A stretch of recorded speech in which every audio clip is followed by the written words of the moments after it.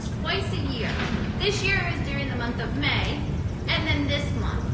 We have 1 month to find 100,000 words and write them to complete our manuscript, the first draft of our novel.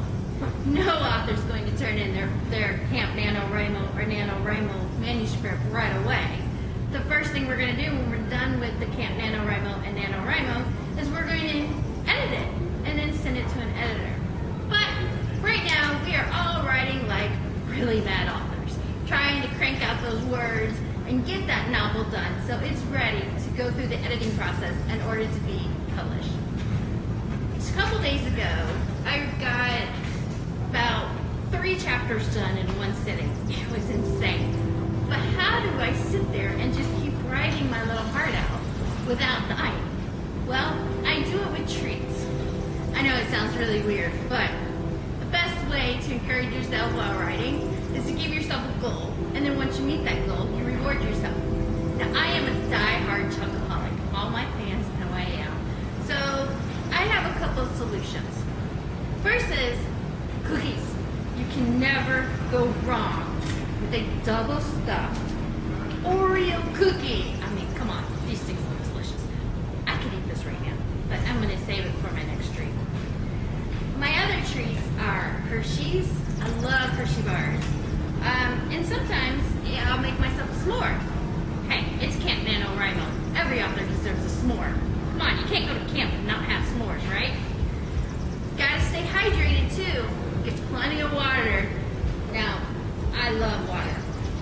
I especially love it if I put the flavored water stuff in it, make my own lemonade, raspberry tea, good stuff. I'm a die-hard tea drinker. Another snack I do is granola bars. And I don't just have one type, I have several. So I've got cranberry pomegranate, peanut butter, and chocolate nut melon. Oh, come on, it's chocolate. Gotta have chocolate, right? So, I am a die-hard writer who likes to write on Microsoft Word. I always have my computer with me. I keep writing and writing and writing.